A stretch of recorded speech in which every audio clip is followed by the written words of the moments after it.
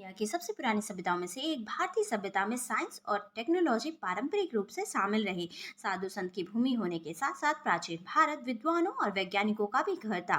Research से पता चलता है कि भारत दुनिया को गिनती सिखाने से लेकर दुनिया की सर्वोत्तम स्टील बनाकर सदियों पहले ही विज्ञान के क्षेत्र में अपना योगदान दे चुका है।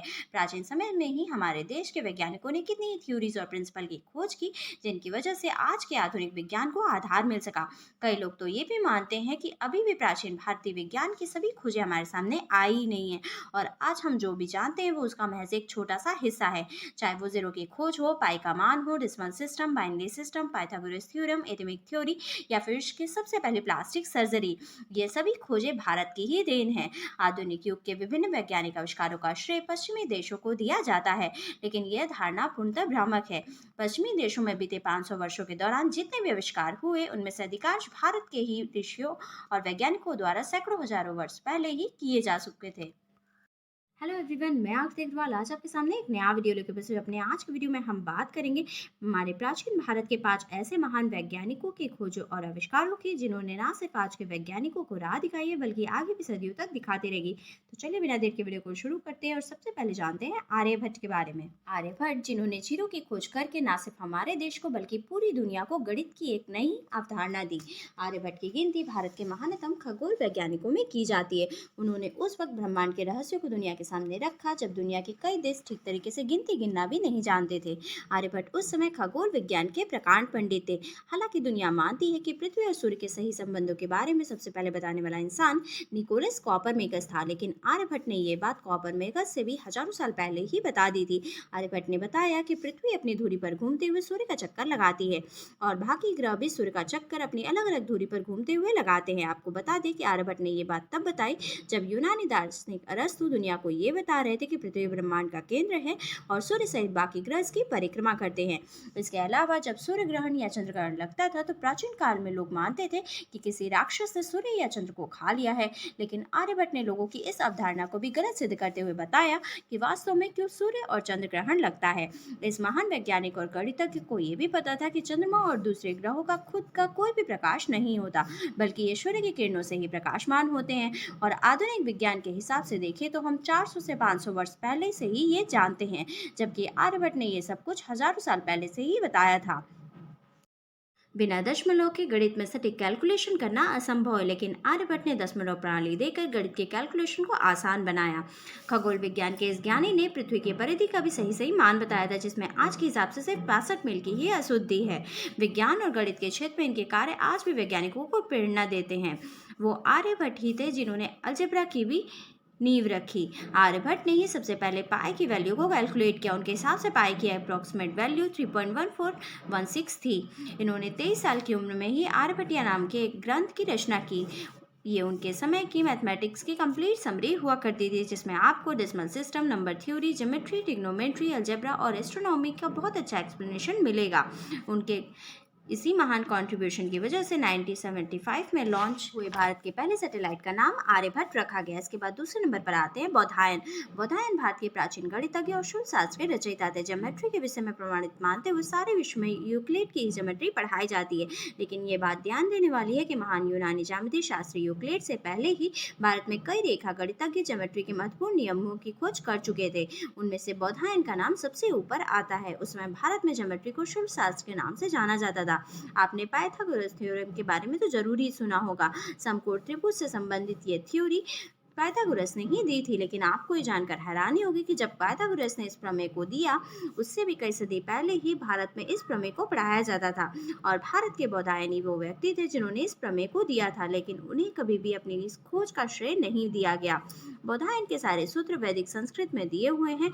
बौधायन का सूत्र कुछ इस तरीके से है। एक आयत का विकर्ण उतना ही क्षेत्र इकट्ठा बनाता है जितना कि उसकी लंबाई और चौड़ाई अलग अलग बनाते हैं, यानी कि किसी भी रेक्टेंगल की डायगोनल लाइन से बना एरिया उसकी लेंथ और ब्रेथ के अलग अलग योग के बराबर होता है।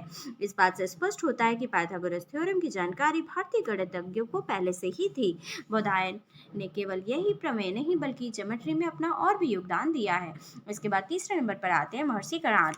महर्षि कणाद ने भी आधुनिक विज्ञान की नींव आर्यभट्ट से बहुत पहले ही रख दी थी। आज हम विज्ञान में जिन नियमों को पढ़ते हैं, भले ही उनका श्रेय विदेशी वैज्ञानिकों को जाता है, लेकिन विज्ञान के कुछ महत्वपूर्ण नियम ऐसे भी हैं जिन्हें बहुत पहले ही भारत के वैज्ञानिक महर्षि कणाद ने बता दिया था।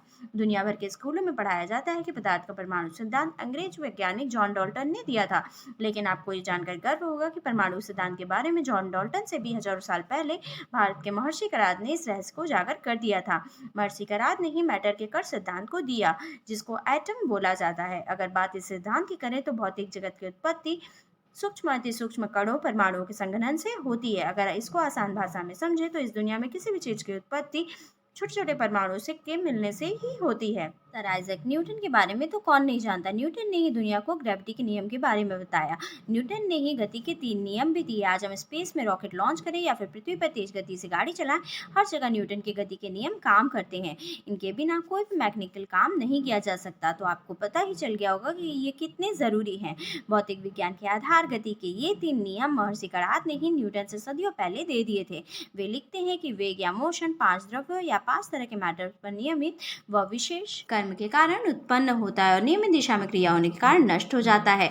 इस प्राचीन सूत्र से पता चलता है कि ऋषि कणाद को गति के इन 3 नियमों के साथ न्यूटन से पहले ही पता था। प्रसिद्ध इतिहासकार D.N. कॉलेब्रुक अपनी किताब में लिखते हैं कि एक समय ऐसा भी था जब अणुशास्त्र में आचार्य कणाद दूसरे भारतीय वैज्ञानिकों से बहुत ही आगे थे। इसके बाद चौथे नंबर पर आते हैं भास्कराचार्य। भास्कराचार्य प्राचीन भारत के एक प्रसिद्ध गणितज्ञ और ज्योतिषी थे।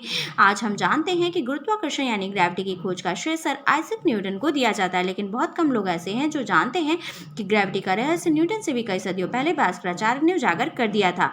भास्कराचार्य ने अपने ग्रंथ सिद्धांत शिरोमणि में पृथ्वी की ग्रेविटी के बारे में लिखा है कि पृथ्वी आकाशीय पदार्थों को विशिष्ट शक्ति से अपनी ओर खींचती है। इसी कारण आकाशीय पिंड पृथ्वी पर गिरते हैं।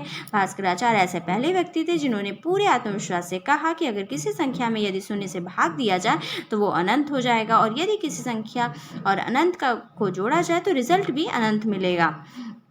भास्कराचार्य ने खगोल विज्ञान में भी अपना योगदान दिया और उन्होंने चंद्र ग्रहण और सूर्य ग्रहण के बारे में भी अपने ग्रंथों में लिखा। भास्कराचार्य ऐसे व्यक्ति थे जो अपने समय में बहुत आगे की सोच रखते थे। ये पहला लिखित प्रमाण था जब लोगों को गुरुत्वाकर्षण, चंद्र ग्रहण और सूर्य ग्रहण की सटीक जानकारी मिली। इसके बाद 5वें नंबर पर आते हैं महर्षि सुश्रुत। ऐसा नहीं है कि प्राचीन भारत के वैज्ञानिकों ने सिर्फ भौतिक विज्ञान, गणित और खगोल विज्ञान में अपना योगदान दिया, चिकित्सा के क्षेत्र को भी कहाँ पीछे छोड़ा जा सकता है। महर्षि सुश्रुत प्राचीन भारत के महाचिकित्सा शास्त्री एवं शल्य चिकित्सक थे। महर्षि सुश्रुत को शल्य चिकित्सा का जनक कहा जाता है। आपको बता दें कि प्राचीन समय से ही चिकित्सा के 2 प्रमुख विभाग चलते आ रहे हैं, काय चिकित्सा यानी कि मेडिसिन और शल्य चिकित्सा यानी कि सर्जरी। इसी के आधार पर भी चिकित्सक जैसे काय चिकित्सक यानी कि फिजिशियन और दूसरे शल्य चिकित्सक यानी कि सर्जन। महर्षि सुश्रुत को शल्य चिकित्सा यानी कि सर्जरी का पितामह कहा जाता है।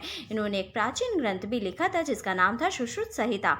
ये ग्रंथ आयुर्वेद के 3 मूलभूत ग्रंथों में से एक है। सुश्रुत संहिता को भारतीय चिकित्सा पद्धति में विशेष स्थान प्राप्त है। महर्षि सुश्रुत ने सुश्रुत संहिता में शल्य चिकित्सा के 125 तरीके के उपकरणों का उल्लेख किया है।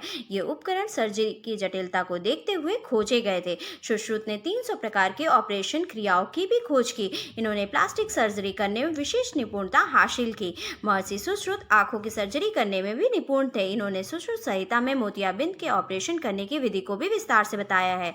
उन्हें ऑपरेशन के द्वारा प्रसव कराने का भी ज्ञान था। उस समय सुश्रुत को टूटी हुई हड्डियों का पता लगाने और उन्हें जोड़ने में महारत हासिल थी। सुश्रुत को उस समय डायबिटीज और मोटापे के रोगों के बारे में भी विशेष ज्ञान था। महर्षि सुश्रुत की चिकित्सा पद्धति आधुनिक चिकित्सा पद्धति की तरह ही थी और आज पूरी दुनिया महर्षि सुश्रुत की चिकित्सा पद्धति का फायदा उठा रही है। हमें गर्व है कि ऐसे भारतीय वैज्ञानिक हमारे देश में जन्म लिए जिन्होंने विज्ञान को इतना आगे बढ़ाया।